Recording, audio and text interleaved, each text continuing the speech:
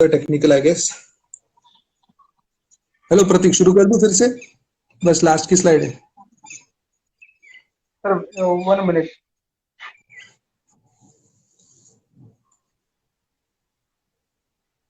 कर दीजिए सर। हाँ, बस लास्ट की स्लाइड है। हाँ थोड़ा सा अभी हमने थोड़ा सा डिजीज देख लिए, ड्रग्स देख लिए। अभी ये समझने के लिए थोड़ा सा आयुर्वेदिक दृष्टिकोण चाहिए, वो मैं बताने वाला हूँ कि जो डेथ्स थोड़ा समझना मुश्किल है बहुत सारे लोगों के लिए। थोड़ा सा फेथ होना चाहिए उसमें, थोड़ा सा विश्वास होना चाहिए। ग्रंथकार, अगर आप जनपदोदंश पढ़ोगे ना, तो उसमें दैव और पुरस्कार का वर्णन आता है पूरा, राइट? कि वो समझना बहुत मुश्किल है कि वहां पे क्यों वर्णन किया होगा, या वहां पे जो वर्णन किया ना वो क्यों संयुक्तिक है।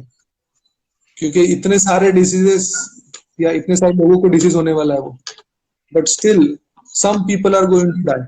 कुछ ही लोगों की मृत्यु होने वाली है।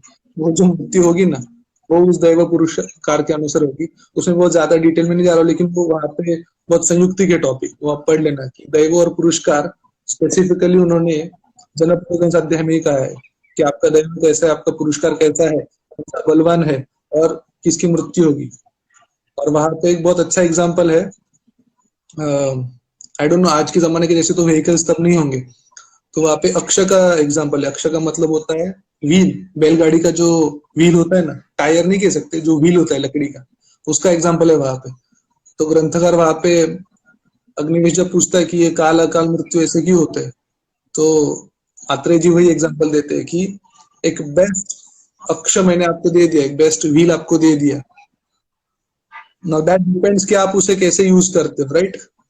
अगर आप उसे सम्यक यूज करोगे तो यथा काले न मृत्युम गच्छति, ऐसा कहा है कि वो नॉर्मल काल पे ही मृत्यु होगा उसका, या नाश होगा उस टायर का या उस व्हील का। वैसे ही हमारा शरीर है। और वहां पे वो एग्जाम्पल देते कि लेकिन अगर उस टायर को या उस व्हील को आप विषम पथा गच्छन्ति, राइट, एक खराब रोड पे ले जाओगे, अणिमोक्षः, उसका जो कीला है वहां से जो जो उसको जोड़ के रखता है वो आप निकाल दोगे, राइट, अणिमोक्षः, राइट। उपांग हन्याद, मतलब उसमें जो स्नेह आप ऐड करते हो ना, तेल जो हम ऐड करते हैं वो आप नहीं डालोगे टाइम टाइम पे, उसके सर्विसिंग जैसे आप कहोगे आज की भाषा में नहीं करोगे, तो वो व्हील वो टायर जल्दी खराब हो जाएगा। वही सेम थिंग हमारे शरीर के साथ होती है। सबके लिए एक थोड़ा सा एक स्टैंडर्ड शरीर आ गया है, दैट डिपेंड्स अपॉन योर भाव, मातृ पितृ जैसे रखते वो सब। बट वो शरीर को कैसे रखना है, that always depends on you. और जब ऐसा ही जनपदोदंश आएगा, तो आपका शरीर आपने कैसे रखा है बचपन से लेके उस जनपदोदंश के टाइम तक, उस पर डिपेंड होगा कि आपको उसके कितने कॉम्प्लिकेशन प्रोड्यूस होंगे। और that is a very important reason कि जो डेथ रेट है वो कम ज्यादा दिखेगा या कदर होगा। और ये सब भी कहाँ पे मिलता है आपको? वो उस चरक विमास्थान 3 में मिलेगा। और एक last sequence, yes, last reference, Charak Sudarshan 28 विविधा चित्र अध्याय। उसमें मैंने कहा कि कोई भी पेशेंट को डिजीज एक्यूट तो कैसे डिसाइड होता है, तो फिर वो जो बड़ा रेफरेंस है वो थोड़ा मैं फास्ट पढ़ता हूँ कि नहीं सर्वाणी अपथ्यानि तुल्य दोषाणी, राइट। सभी अपत्य तुरंत दोष का प्रकोप नहीं करेंगे, पहली चीज। दूसरी, नहीं सर्वे दोषाः तुल्य बलः, जो प्रकोप होगा वो उतना नहीं होगा। वो अपथ्य की जगह पे आप वायरल लोड भी लिख सकते हो कि कोविड के कितना वायरल लोड लिया आपने, उसके अनुसार आगे का देख लो कि नहीं सर्व शरीरानी व्याधि क्षमत्व समर्थतमानि भवंती, राइट। आपकी इम्यूनिटी, आपका व्याधि क्षमत्व कितना है, उसके अनुसार डिजीज डिपेंड होगा। और फिर आपका शरीर कैसा है, शरीर कैसा होगा, तो शरीरानी च अति स्थूलानी अति कृशानी, राइट। अति स्थूल होगा तो ज्यादा कॉम्प्लिकेशन होगी, अति कृश होगा तो भी ज्यादा कॉम्प्लिकेशन होने के चांसेस है। अनिविष्ट माउस शोणित अस्थिनी, राइट। ये जो माउस शोणित अस्थि, अगर वो अच्छी तरह नहीं बने हुए, सम्यक नहीं है, तो ज्यादा तकलीफ हो सकती है। दुर्बलानी, अगर आपका बल अच्छा है, फिर से बल के लिए सहज कालज को देख लेना। असात्म्य आहार उपचितानी, आप जो ग्रोथ है, आप जो बड़े हुए, वो कैसा आहार के बड़े हुए, असात्म्य आहार सेवन करके बड़े हुए, आपका पूर्व से भी कम ही रहेगा, उसमें कॉम्प्लिकेशन ज्यादा दिखेंगे। अल्पाहारानी, आपको खाना कम मिला है, राइट। वो आपकी ग्रोइंग स्टेज था, उसमें आहार आपको कम मिला है, तो कैसे मिलेगा, उसे हम क्या कहेंगे, अल्पाहारानी। अल्प सत्वानी, आपका सत्व कम है, तो आपको कॉम्प्लिकेशन ज्यादा दिखेंगे। तो वो सभी शरीर कैसे होंगे, व्याधि असहनी, उन सभी पेशेंट्स को व्याधि असह होगा, तो टॉलरेट नहीं कर पाएंगे, उसमें कॉम्प्लिकेशन ज्यादा होंगे, उनके कॉम्प्लिकेशंस आपको ज्यादा मिलेंगे, डेथ होने के चांसेस ज्यादा होंगे। इसीलिए ग्रंथों ने कहा है कि एभ्यश्च, ऐसे सारे शरीरों में आहार दोष फिर देखकर डिजीज कैसे होता है, मुर्दवो, वो मृदु हो सकता है, दारुणो, या फिर ज्यादा कॉम्प्लिकेटेड हो सकता है, ज्यादा कॉम्प्लिकेशन वाला हो सकता है, क्षिप्र समुत्थान एक्यूट हो सकता है, मतलब हम कहते हैं ना कि 2 घंटे पहले तक ठीक था, अभी अचानक कोलैप्स होने लगा है पेशेंट, दैट इज क्षिप्र समुत्थान, बहुत फास्ट कोलैप्स होगा, या चिरकाल या उसी को क्रॉनिक डिसीज होगा, राइट। तो ऑलवेज दैट कि ये सारे सिम्टम्स आप देखोगे तो आपको समझ में आएगा कि एक सर्वांगीण विचार, एक होलिस्टिक अप्रोच के साथ अगर आप देखोगे पेशेंट को, तो डेफिनेटली हमारे औषध काम करेंगे ही करेंगे, but the basic important point is जो बेसिक प्रिंसिपल्स है, जो ग्रंथ है, वो आपको छोड़ने नहीं है, फिर वो रसशास्त्र हो या कुछ भी पढ़ो, बेसिक व्याधि को समझना हो, राइट। तो आई गेस इतना देख के विल स्टॉप, 11 बज गए हैं, राइट। Thank you. अगर कुछ डाउट्स है तो हम देख सकते हैं, राइट, थोड़ा फास्ट। हाँ सर, काफी सारे क्वेश्चन आए थे, लेकिन मोस्ट ऑफ सेशन के दौरान सर कवर हो चुके हैं एफिकेसी, लेकिन सर 2-3 क्वेश्चन रिमेनिंग है, हम वो डिस्कस करेंगे। हाँ, can I audible sir? Yes yes yes, you are audible. Sir एक क्वेश्चन आया है कि how it increase the therapeutic effect and potency of the drug while, मतलब कोई भी ड्रग की पोटेंसी कैसे बढ़ानी है? Yes sir. पोटेंसी कैसे बढ़ानी है उसका वर्णन तो देखो, दैट डिपेंड्स कि जो पोटेंसी बढ़ाने वाले ड्रग्स है ना, या बढ़ाने वाला एक सीक्वेंस है एक्चुअली, कि अभी रसशास्त्र पढ़ाता हूँ तो वो ज्यादा संयुक्तिक बता सकता हूँ कि हर्बल ड्रग्स जब भी आपके पास आएंगे तो ग्रंथों ने कहा कि उसको और पोटेंट बढ़ाने के लिए आप उसमें धातु भस्म ऐड करो, फर्स्ट थिंग, राइट।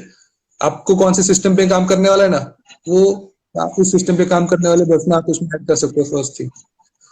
धातु डालने के बाद भी आपको और भी पोटेंसी ऐड करनी है, राइट, और पोटेंसी बढ़ानी है, तो ग्रंथों ने कहा कि अल्प परमाणु विषय, जो विषय द्रव्य ऐड होता है तो पोटेंसी कैसे बढ़ेगी उसकी, उसमें व्यवहित्व, विकासित्व, उष्णत्व, तीक्ष्णत्व बढ़ेगा। इसका मतलब पहले आपने हर्बल ड्रग्स यूज किए, ऐसा ही इसलिए क्वेश्चन किसी ने पूछा था कि पहले हमें हर्बल ड्रग्स यूज करने चाहिए या रस औषधि यूज हाँ करनी सर, चाहिए। वो भी क्वेश्चन है कि in clinical practice is compulsory use the first कास्ट्रोसोडी देन गो ऑन रसोसोडी, वी चूज द रसोसोडी ऑन व्हिच फैक्टर? अभी मैं रस शास्त्र का आदमी हूँ तो मैं क्या कहूँ, अभी रस औषधि बाद में यूज करनी है पहले यूज करनी है, दैट डिपेंड्स। याद रखो, आपको हमेशा वो रैकेट आता है ना मच्छर मारने के लिए, या हाथ से मारो, रैकेट से मारो, हेड रिवॉल्वर निकालो, दैट डिपेंड्स। हमेशा याद रखो, ग्रंथों ने बहुत अच्छा एग्जांपल दिया है कि जो चीज या पित्त, अगर पित्त विकार शर्करा से कम होने वाला है, शक्कर से कम होने वाला है, तो वहां पे आपको पटोल यूज करने की जरूरत नहीं है। वो रेफरेंस है काफी अच्छा। इसका मतलब सबसे सिंपल ट्रीटमेंट यूज ऑलवेज, इसलिए मैंने आपको सुवर्ण का रेफरेंस भी बता दिया कि सर्वौषधि प्रयोग ना, जब सभी दवाइयां काम करनी बंद हो जाएगी, आपके पास ऐसा लगेगा कि आपको काम नहीं करनी, तब आप सुवर्ण पे जाओ। तो रस औषधि हमेशा पहले मत यूज करो, बीइंग रसशास्त्री में ऐसे ही कहूंगी, पहले वो मत यूज करो। First always go for food. पहले तो कहूंगा मैं, पहले आहार ही यूज करो, आहार और विहार, फिर औषध आएगा ना। पहले आहार ठीक करो पेशेंट का, विहार ठीक करो, फिर औषध पे जाओ। औषध पे जाते हो पहले हर्बल से यूज करो, सिंगल ड्रग्स यूज करो, राइट, फिर धातु भस्म पे जाओ, फिर विषय वाले ड्रग्स पे जाओ। ऑलवेज दैट, इसी सीक्वेंस में आपको जाना है। और उसी सीक्वेंस में बताया, आप रसायन भी देख लोगे कि 4 है, खरलिया, कुपिपक्व, पोट्टली, परपटी, इसमें भी ऐसा ही सीक्वेंस है। Pottali always comes last, right. अगर पेशेंट आपके पास उसी स्टेज में है, लास्ट स्टेज में, then you have to directly go for Pottali rasayan. But patient अगर मध्यम अवस्था में है, normal, always go for Kharaliya rasayan, सिर्फ रसायन। उसके भी पहले आप हर्बल ड्रग्स यूज कर सकते हो ऑलवेज। बाद में सर फार्माकोलॉजिकल एक्शन ऑफ रसोसोडी कैसे अंडरस्टैंड करें? अभी फार्माकोलॉजिकल एक्शन समझने के लिए ना, ये थोड़ा फैंसी वर्ड है यार, फार्माकोलॉजिकल एक्शन, फार्माकोविजिलेंस, वो सारे वर्ड्स हम यूज करते हैं, but according to my knowledge ऐसे सोचो कि रसौषधि ऑलवेज रसौषधि always act on systems, right. तो हर्बल ड्रग जैसा या या द्रव्य गुण जैसा रस वीर्य विपाक प्रभाव, उनसे हम जनरली काम नहीं करते, राइट। वहां पे आपको सिस्टम्स फिक्स होते हैं, जैसे मैंने आपको अदरक का सिस्टम फिक्स है, इट्स वेरी गुड ऑन प्राणव स्रोतस रसवत स्रोतस। तो उसके मूल्य सर आपको पता है, तो वो उस जगह पे आपको काम करना है, तो उसी को ले जाना है आपको। नम्र एक्ट्स वेरी गुड ऑन रक्तोषधस, यकृत प्लीहा, यकृत प्लीहा, उनके एरियाज फिक्स है। तो आपको सिस्टम पहले समझनी है, कौन सी सिस्टम पे काम करना है। और रस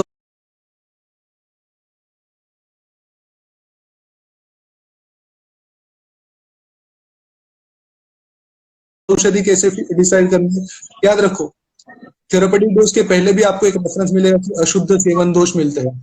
अशुद्ध सेवन दोष जो है उसमें कॉम्प्लिकेशन दिए होते हैं, तो वो जो कॉम्प्लिकेशन है ना, वो डिसाइड करते हैं कि वो ड्रग कहाँ पे जाके काम करने वाला है। जैसे आप नाग वंग यशद देख लोगे, नाग वंग यशद के रेफरेंस अगर देखो ना शुद्ध सेवन के, तो तीनों में यही वर्ड कॉमन आता है, मेहम, प्रमेह होता है उससे। मतलब अशुद्ध नाग दो, अशुद्ध वंग दो, यशद दो, तीनों से प्रमेह आदि गण प्रदम कहा है या प्रमेह क्षय कमल कहा है। इसका मतलब उनका जो एफिनिटी है ना, वो सिस्टम पे ही है, तो वहां जाके काम करने ही वाले। वो अशुद्ध होंगे तो वहां जाके डिजीज करेंगे, अगर वो शुद्ध है तो वहां का डिसीज दूर करेंगे। तो सिस्टम डिसाइड करना है, वो अशुद्ध सेवन से भी समझ में आ जाएगा वो कहाँ पे जाके काम करने वाला है। और एक लास्ट एग्जाम्पल देता हूँ गंधक का। गंधक अब देखोगे, एक्सक्रीशन है वो पेट में से होता है, एंड गंधक is a very good drug for. तो आप याद रखो गंधक स्किन पे जाने वाला, इसलिए अगर आपने जितना अच्छी तरह उसे बनाया है, अच्छी तरह उसे आप काम करवा सकते हो, तो गंधक रसायन आपको डेफिनेटली त्वचा पे ही काम करेगा। तो उनके सिस्टम फिक्स है, सिस्टमिक, तो इसलिए मतलब वो थोड़ा सा इजी है प्रैक्टिस के लिए, मैं ऐसा कहूंगा। जिसको रसवीर विभाग में थोड़ा सा मुश्किल जाएगा, वो ब्लाइंडली उस सिस्टम पे यूज कर सकते हो, सोच समझ की कौन सी स्टेज है और कौन से डोज में आपको देना है, ठीक है। Okay, sir. The next question. How to guess the exact falsity of pulp, as there multiple diseases mentioned repeatedly in the slope? Yes yes yes, that is a very good doubt actually. और याद रखिए आपको easy, पहले easy बता देता हूँ। सबसे पहले ऐसा ग्रंथ ढूंढो जिसने चिकित्सा अधिकार दिया है, चिकित्सा स्थान है जिसमें, पहली चीज। तो आपका आधा प्रॉब्लम सॉल्व हो जाएगा कि कौन सी चिकित्सा अधिकार में वो आया है ना, इस ज्वर चिकित्सा में कीर्ति आई है, तो आपको इतना तो पता हो जाएगा कि ज्वर के पेशेंट में उसे आपको यूज करना है। अगर आप रस तरंगिनी जैसा बुक पढ़ोगे ना जिसमें चिकित्सा स्थान नहीं है, द्रव्य वाइज जीव है और फिर वहां पे कल्प है, तो हमेशा याद रखो कि ऐसा पकड़ा जाता है कि जो सबसे पहला डिजीज आएगा ना, सबसे पहला disease, that is the main target disease. जैसे अगर आप सूचेकर देखोगे तो सूचेकर ने कहा कि रसोयम अम्ल पित्तग्नो, राइट, ये कहाँ पे काम करने वाला है, अम्ल पित्त नाशक है। So that should always be your first target. और फिर इसके आगे के जो सिम्टम्स है ना, तो ऐसे समझो कि पेशेंट को अम्ल पित्त से शुरुआत हुई है और उसके बाद एक एक एक, एक सिम्टम दिखने लगा है, उसके बाद श्वास हुआ है, उसके बाद कास आने लगा है, उसके बाद तक आसान हुआ है। तो शुरुआत उसकी हमेशा अम्ल पित्त से होनी चाहिए। इसलिए हमें हिस्ट्री लेनी है। आप जितना बैक जाओगे हिस्ट्री में, आपका जो सबसे पहला स्टार्टिंग सिम्टम या डिजीज जो होगा, वो ग्रंथों के जो रेफरेंस है उसमें पहला डिजीज आना चाहिए। अगर नाम है तो नाम बहुत सारे कल्पना चल जाएंगे, राइट। जैसे हृदय नवरस है, it will definitely act on हृदय, राइट। नाम पे से पता चल सकता है, फर्स्ट डिजीज पे से पता चल सकता है, कौन से चिकित्सा अधिकार के चैप्टर में वो आया है उसको पता चल सकता है। और अगर आपको समझ में नहीं आया तो ऑलवेज, और उस फर्स्ट डिजीज से शुरू होकर आगे के सिम्टम्स या सिंड्रोम्स आए हैं तो वहां पे आप उसे यूज कर सकते हो। Next question. Can we use Rasaushadhi as rasayan? Yes, 100%। रसौषधि आप एज अ रसायन यूज कर सकते हो, 100% यूज कर सकते हो, बट डिपेंड्स आप कौन सी रसौषधि यूज कर रहे हो, राइट। जैसे मैंने कहा कि रसौषधि एज अ रसायन, ये थोड़ा सा हार्ड क्वेश्चन है वैसे। हम खरलीय रसायन ही कहते हैं, राइट, टोटली रसायन। कुपीपोको रसायन, तो उसके नाम में ही रसायन शब्द है, राइट? तो आप एज ए रसायन 100% यूज कर सकते हो। आप कौन से सिस्टम पे काम कर रहे हो, कौन से नमक पे काम कर रहे हो, और वो पेशेंट, तो ये थोड़े वेग क्वेश्चन है। पेशेंट वाइज मतलब आप सोच सकते हो कि सर मैं इस पांडु के पेशेंट में लोहा भस्म एज अ रसायन यूज कर सकता हूँ क्या?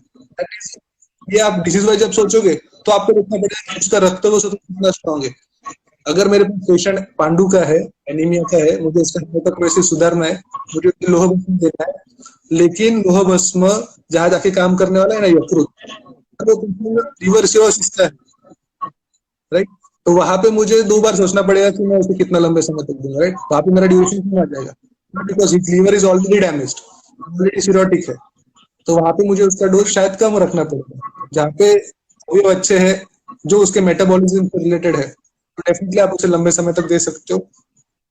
और टू बी वेरी फ्रैंक, मैंने मतलब अब ये लाइव बोल सकता हूँ कि नहीं पता नहीं, बट मैंने पेशेंट देखे, एक पेशेंट देखा था जिसमें रस औषधि के कॉम्प्लिकेशन हुए थे।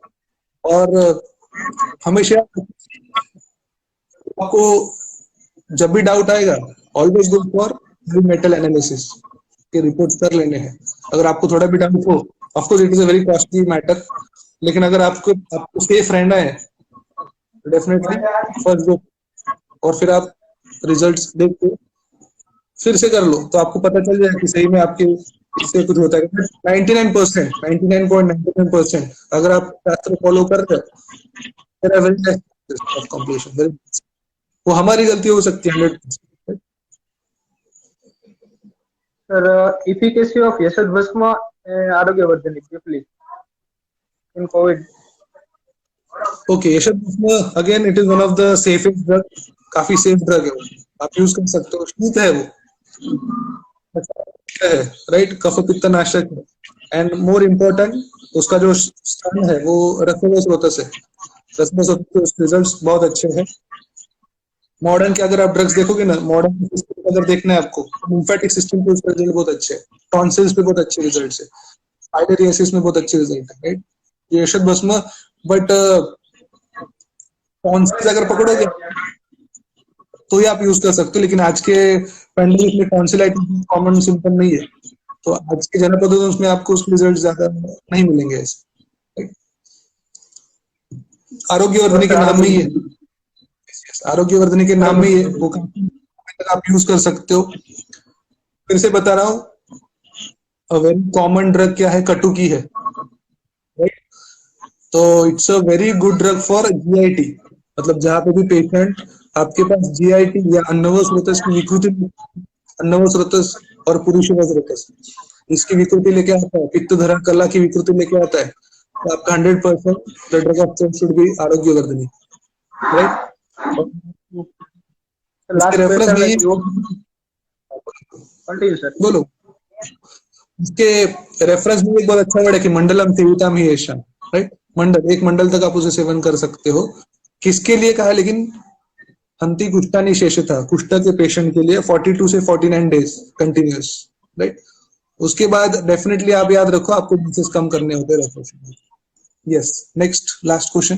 लास्ट क्वेश्चन से व्यूअर ने पूछा कि प्रैक्टिकल डोज ऑफ रसोसर्दी अपार्ट फ्रॉम शास्त्रों का डोज कैसे? हाँ तो यस यस, वो दिख रहा है क्वेश्चन मुझे, लेकिन रस औषधि बहुत वेग फिर से हो गया ना, वो वेग टॉपिक हो गया कि प्रैक्टिकल डोसेज ऑफ रस औषधि, रस औषधि में कौन सी रस औषधि है उस पर वो प्रैक्टिकल डोज डिपेंड होगा। जैसे फॉर एग्जांपल अगर कम डोज से शुरू करें, अगर हम सोमल वाला कोई कल्पल है, राइट, हड़ताल है, मनशिला है, बल है, समीर पन्नक है, तो उनके डोसेज बहुत कम आएंगे, वो ग्रंथ से भी कम आएंगे, राइट?